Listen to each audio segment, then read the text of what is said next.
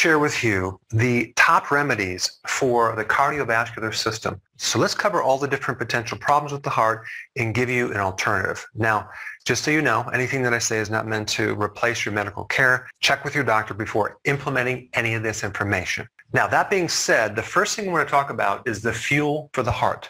The heart primarily runs on either glucose or fatty acids, a small amount of ketones, lactic acid, maybe a little bit of amino acid. So the more the heart is damaged, the more difficulty the heart's going to be able to access energy from glucose and fatty acids. And this is why ketones can bypass that damage mechanism and feed the heart directly. This is why I recommend you go on a ketogenic plan, okay? So it's going to really help your heart. One of the biggest symptoms of a failing heart is fatigue, especially upon exertion, like exercise, or even going up a flight of stairs.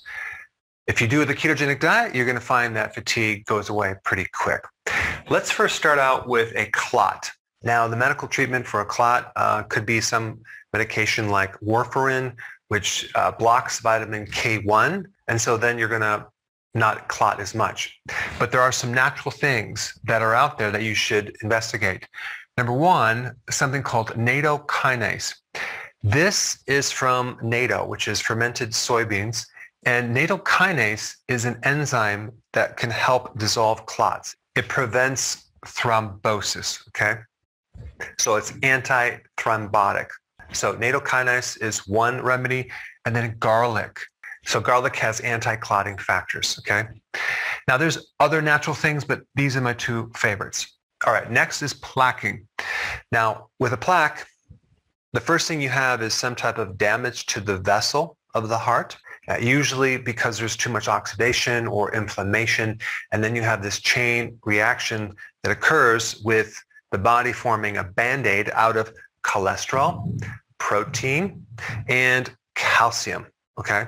And so the best thing to do for clots is to do something that would have prevented the problem in the first place, which is a powerful antioxidant called tocotrienols. This is a type of vitamin E that I like better than the tocopherol, because tocotrienols works like 50 times stronger than a tocopherol. And so it's a really good antioxidant for the heart especially. And it also can help you if you have angina, because it allows the heart muscle to get more oxygen capacity. So angina is chest pain. So when the heart cramps, you need more oxygen. So with plaque, tocotrienols, there is some great data on tocotrienols helping to dissolve fibrosis. Now, I'm not going to say that that's going to help you in your situation, but there is some data out there. Now, vitamin K2 can help you with calcium buildup because K2 helps to direct calcium into the bone. So if you're getting a buildup of calcium in the wrong places, whether it's the joint or the artery, K2 is an important vitamin.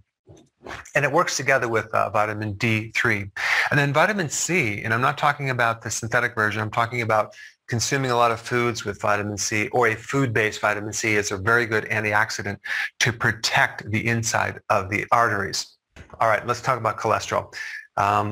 And I'm not just talking about cholesterol, I'm talking about a bad lipid profile where you have high triglycerides, maybe you have high levels of the wrong type of LDL, and your ratios are not good. A really good remedy for all cholesterol problems would be niacin. You don't want to get the non-flush niacin, you want to get straight niacin. And niacin is a B3 vitamin that can help you balance out the cholesterol ratios and give you more HDL to LDL, and etc. And niacin helps convert cholesterol to bile salts, okay? And so this next remedy called TUDCA is a type of bile salt that also helps transport cholesterol out of the body. Angina, which is chest pain, that could come from a clogged artery, or if the arteries are clear, it could be a problem with the heart muscle itself. And so tocotrienols is what I recommend, and also coenzyme Q10, which is a very powerful antioxidant for the mitochondria, especially for the heart. So when people take statin drugs like Lipitor depletes coenzyme Q10, the very thing that you need for the heart muscle. So people take statins for high cholesterol, but what about the heart muscle itself, right? We need to support that. coenzyme Q10 is really good for people with heart damage and people that are aging, just to give you that extra energy for the heart muscle itself. And it works within the mitochondria. Okay, high blood pressure. The top two things that I recommend for that would be high levels of potassium, because potassium helps keep the arteries elastic, preventing stiffness.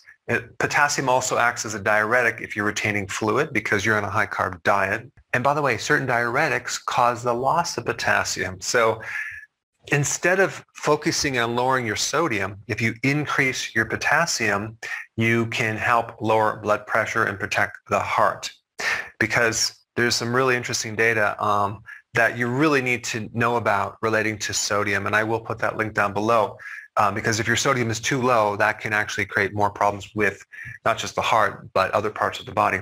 And then vitamin D. Okay, vitamin D deficiency can create high blood pressure. So these two are very important in regulating blood pressure. Okay, homocysteine is an indicator that there is heart damage or there's going to be heart damage. Maybe one problem would be an enlarged heart, okay? And so if you have high homocysteine levels, you need more B vitamins, okay? Nutritional yeast is a really good source. And just so you know, the primary reason why people have a B vitamin deficiency is because they're consuming too many refined grains and even sugar. So nutritional yeast is a very key thing to keep your homocysteine levels low. Now, if someone does have cardiomegaly or an enlarged heart, B12 is a really good antidote, and also making sure that you don't have too much iron. Okay, and then TUDCA. TUDCA is a type of bile salt that can help you against an enlarged heart and also just heart muscle damage in general. A murmur can come from many different sources, but if the heart is enlarged, guess what? The valves are not going to fit anymore, and that can cause a murmur. So the B vitamins, again, are a good remedy for murmurs. And then we have a high pulse rate. If your pulse rate is too high, usually you're too low in potassium because you're on a high carb diet, which actually depletes potassium. So more potassium can help lower the pulse rate.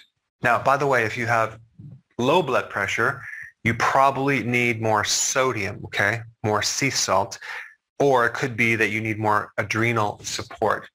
Arrhythmias, that could range anywhere from atrial fibrillation to just different arrhythmias to palpitations. Your electrolytes are off. You need more potassium, magnesium. TUDCA, which is that unique type of bile salt that I mentioned, can also help with arrhythmias.